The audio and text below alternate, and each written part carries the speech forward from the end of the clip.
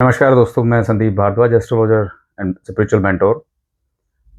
अक्सर आपने मुझे कहते हुए सुना होगा कि जब भी आपकी ग्रहों को अलाइन करने की बात आती है तो पूर्व जन्मों का कार्मिक बैलेंस करना आवश्यक है और उसके लिए सबसे सरल मार्ग होता है आध्यात्मिक साधनाएं करना, अपने गुरु के आध्यात्मिक मेंटोर के मार्गदर्शन में।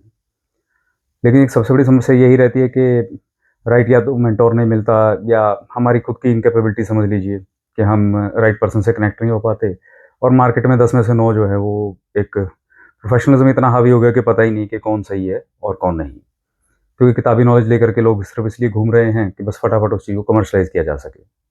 खैर, इस बात में ज़्यादा आगे नहीं बढ़ते हैं, मूल बात पे आता हूँ कि जब कभी भी आपके कुंडली के प्लैनेट्स जो हैं, अपने बेहतर तरीके से आपको रिज़ल्ट ना दे पा रहे हों या यूँ कहें कि आप उनके साथ अच्छे से कनेक्ट ना हो पा रहे हो, सिंक्रोनाइज़ेशन नहीं हो पा रही हो, तो ऐसे में आध्यात्मिक साधनाएँ अगर नहीं हो पा रही हैं तो क्या करें? चक्र अलाइनमेंट को लेकर के मैंने कई बार बोला है, लिखा भी है अपने अलग-अलग प्लेटफ़ॉर्म्स पे। तो ज़्यादा कुछ अगर आप ना भी कर पाएँ तो सिंपल जो 7 चक्र बहुत ईज़िली अवेलेबल हैं, इसके लिए जानकारी जो है गूगल करेंगे, यूट्यूब करेंगे, हर जगह मिल जाएगी। सिंपल से सातों जो चक्र होते हैं हमारे मूलभूत, बाकी चक्र भी हैं लेकिन आप ज़्यादा उसमें ना पड़िए, क्योंकि ये आपके खुद के करने का काम होगा या आप किसी की देख-रेख में भी करेंगे, यूट्यूब से देख कर के भी करेंगे।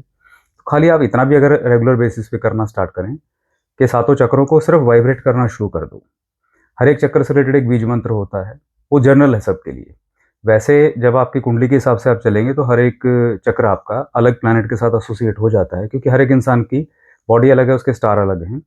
लेकिन जनरल तौर पे भी कुछ रेमेडीज़ होती हैं, तो वैसे आप मानिएगा इनिशियल लेवल पे वार्म अप जैसे बोलते हैं एक्सरसाइज का, ये कुछ वैसा ही है।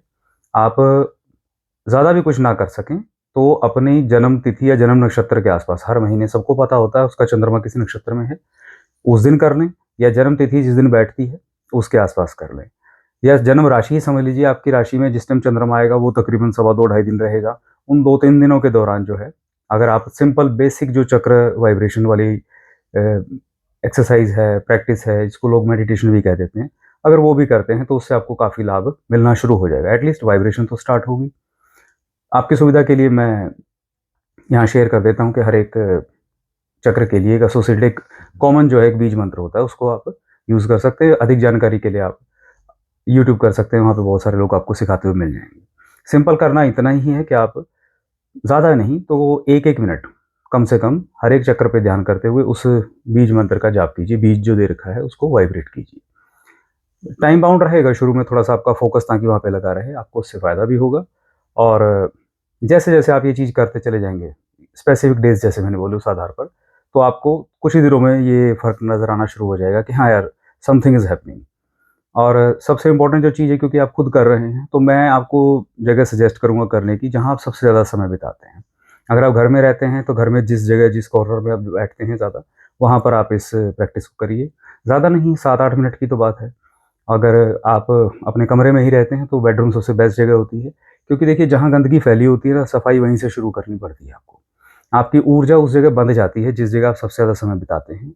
तो बेडरूम से शुरू करें, सबसे बढ़िया रहेगा। और कोई मुश्किल चीज़ नहीं है, खुद ना कर पाएँ तो किसी की सहायता ले सकते हैं, घर के किसी सदस्य को इन्वॉल्व कर सकते हैं कि आपकी वो हेल्प कर दे, और क्योंकि घर के लोगों की ऊर्जाएँ भी आपके साथ कनेक्टेड रहती हैं, तो वो भी काफ़ी ईज़ी रहता है। टू स्टार्ट विथ ये बेस्ट चीज़ रहेगी मेरे हिसाब से। ये कुछ दिन करने के बाद आप एटलीस्ट इस लेवल पे तो आ ही जाएँगे कि अगर किसी चक्र अलाइनमेंट करने वाले जो बहुत सारे एक्सपर्ट लोग मार्केट में मिल जाएँ, अगर बाय चांस आपको कोई, तो वो अगर आपको कुछ करवाना शुरू करें तो आप मैक्सिमम बेनिफिट वहाँ से निकाल पाएँ। तो ये एक छोटी-सी जानकारी आपके साथ साझा करी मैंने। उम्मीद है आपके काम आएगी। कोई डाउट, कोई क्वेश्चन हो तो कमेंट कीजिएगा। महादेव कृपा बनाए रखें।